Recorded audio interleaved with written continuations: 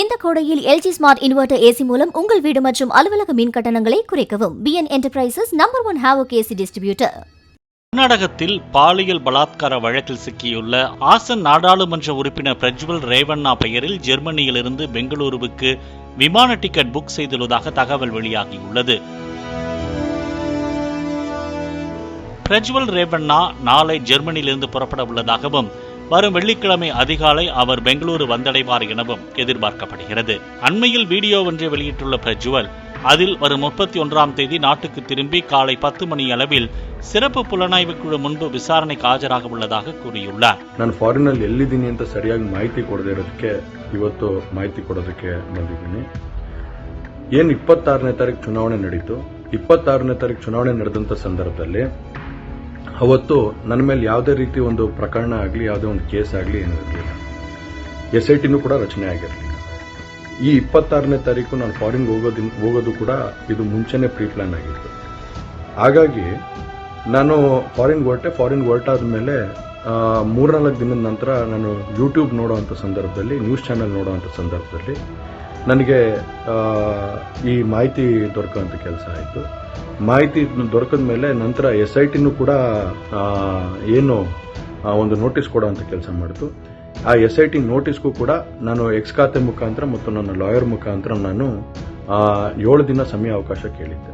தான் வெளிநாட்டுக்கு வந்த பிறகே தன் மீது வழக்கு பதியப்பட்டதாகவும் தன்னுடைய அரசியல் வளர்ச்சியை பிடிக்காத சிலர்தான் தன் மீது அபாண்ட பழியை சுமத்தியுள்ளதாகவும் பிரஜ்வல் தெரிவித்துள்ளார். நீதிமன்றத்தின் மீது தனக்கு முழு நம்பிக்கை இருப்பதாகவும் தெரிவித்துள்ளார். மேலும் தன்னை தாத்தா, பெரியப்பா குமாரசாமி உள்ளிட்ட அனைவரும் மன்னிக்கும்படியும் கூறியுள்ளார்.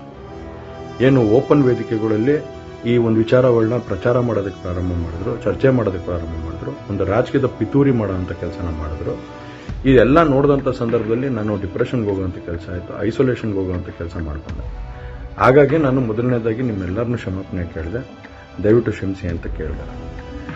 ಅದಾದ ನಂತರ ಹಾಸನಲ್ಲೂ ಕೂಡ ಕೆಲವು ಶಕ್ತಿಗಳು ಎಲ್ಲ ಒಟ್ಟಿಗೆ ಸೇರಿಕೊಂಡು ಇವತ್ತು ನನ್ನ ಮೇಲೆ ರಾಜಕೀಯದ ಒಂದು ಪಿತೂರಿ ಮಾಡೋಂಥ ಕೆಲಸ ಮಾಡೋಂಥದ್ದು ಇರ್ಬೋದು. ರಾಜಕೀಯವಾಗಿ ನಾನು ಏನು ಬೆಳೀತಾ ಇದ್ದೀನಿ, ನನ್ನ ಕುಗ್ಗಿಸ್ಬೇಕು ಅನ್ನೋ ಒಂದು ರೀತಿಯಲ್ಲಿ ಇವತ್ತು ಏನೇನೋ ಒಂದು ಪ್ರಕರಣಗಳಲ್ಲಿ ಅವರು ಎಲ್ಲರೂ ಕೂಡ ಒಂದು ಭಾಗಿಯಾಗುವಂಥ ಕೆಲಸಗಳನ್ನ ಮಾಡಿಕೊಂಡ್ರು. ಹಾಗಾಗಿ ಇವನ್ನೆಲ್ಲ ನೋಡಿದಂಥ ಸಂದರ್ಭದಲ್ಲಿ ಇದ್ದಿದ್ದು ಇನ್ನ ಒಂದು ಆಘಾತ ಆಗೋಂಥ ಕೆಲಸ ಆಗಿ ನಾನೇ ಒಂಚೂರು ದೂರ ಇದ್ದೆ. ಹಾಗಾಗಿ ಯಾರು ಕೂಡ ಇದ್ರ ಬಗ್ಗೆ ತಪ್ಪು ತಿಳಿಯೋದು ಬೇಡ. ನಾನೇ ಖುದ್ದಾಗಿ ಶುಕ್ರವಾರ ಏನು 31ನೇ ತಾರೀಕು 10 ಗಂಟೆಗೆ SIT ಮುಖಾಂತರ SIT ಮುಂದೆ ಬಂದು ನಾನು ಸಂಪೂರ್ಣ ಈ ಇನ್ವೆಸ್ಟಿಗೇಷನ್ಗೆ ಸಹಕಾರ ಕೊಡೋ ಮುಖಾಂತರ ನಾನು ಇದಕ್ಕೆ ಸರಿಯಾದ ರೀತಿಯಲ್ಲಿ ಉತ್ತರ ಕೊಡೋಂಥ ಕೆಲಸನ ಮಾಡ್ತೀನಿ. ಹಾಗೆ ನ್ಯಾಯಾಲಯದ ಮೇಲೆ ನನಗೆ ನಂಬಿಕೆ ಇದೆ. ಖಂಡಿತವಾಗ್ಲೂ ಕೂಡ ನಾನು ಈ ಒಂದು ಏನು ಸುಳ್ಳಿನ ಪ್ರಕರಣಗಳಿದಾವೆ, ಈ ಸುಳ್ಳು ಪ್ರಕರಣದಿಂದ ಆಚೆ ಬರೋಂಥ ಕೆಲಸನ ನ್ಯಾಯಾಲಯದ ಮುಖಾಂತರನೇ ಮಾಡ್ಕೋತೀನಿ ಅನ್ನೋ ಒಂದು ನಂಬಿಕೆ ನನ್ನಲ್ಲಿ ಏನಿದೆ. ಹಾಗೂ ದೇವರ ಆಶೀರ್ವಾದ ಮತ್ತು ಜನರ ಆಶೀರ್ವಾದ, ನನ್ನ ಕುಟುಂಬದ ಆಶೀರ್ವಾದ ನನ್ನ ಮೇಲೆ ಇರಲಿ. ಖಂಡಿತವಾಗ್ಲೂ ನಾನು ಈ 31ನೇ ತಾರೀಕು ಶುಕ್ರವಾರ ನಾನು SIT ಮುಂದೆ ಬರ್ತೀನಿ.